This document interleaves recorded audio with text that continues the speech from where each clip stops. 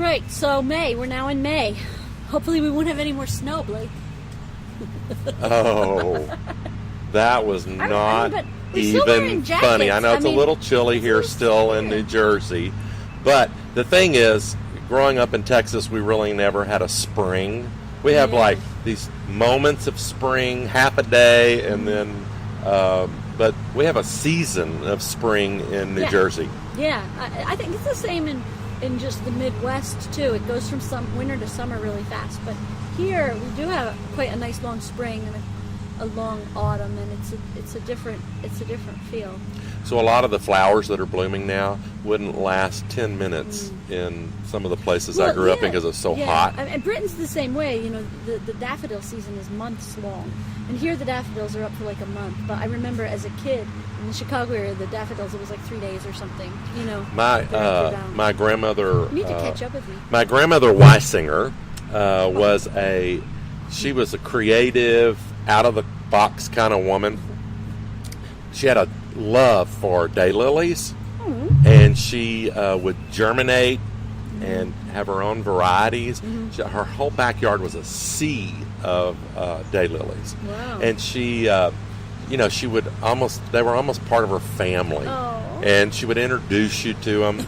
But I learned the whole process of how you grow them, propagate them, and watch the seeds dry, and how they go dormant, and how they do.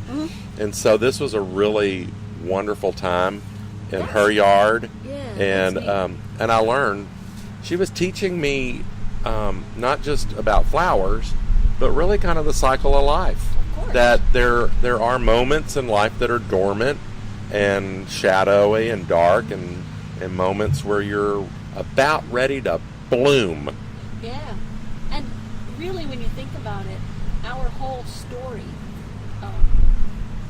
with the Hebrew God is, God as the gardener, and us placed in the garden. And so, I mean, even in this Easter season, the garden.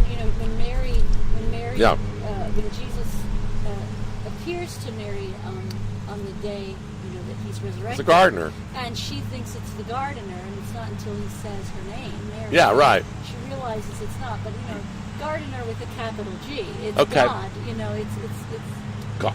So That's cool. Yes. Gardener with a capital G. And so, if we're the garden, what kind of flower are you, or what are you in the garden? Well, maybe you're not a flower. I'm a garden gnome. No. You're a gnome? No, I'm just kidding. I like all sorts of flowers.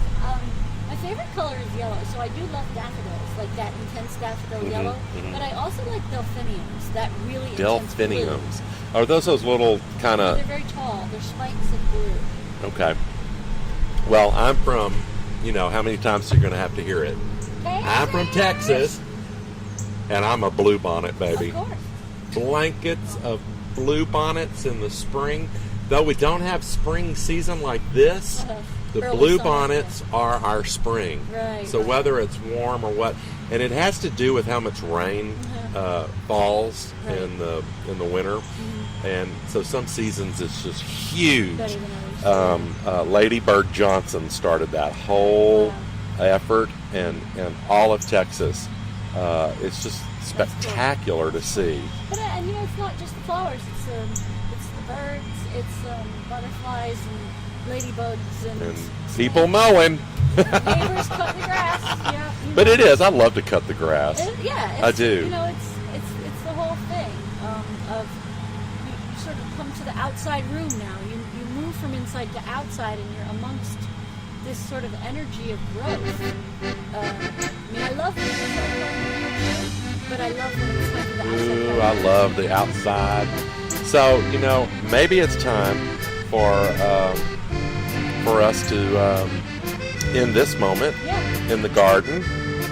And yes, know that you are loved, and know that you are growing, no matter what stage of life you're at. You're part of the garden, baby. Tell us what part of the garden you're in, and let us know what kind of flower or bush or twig or bird you are. All right, sounds great.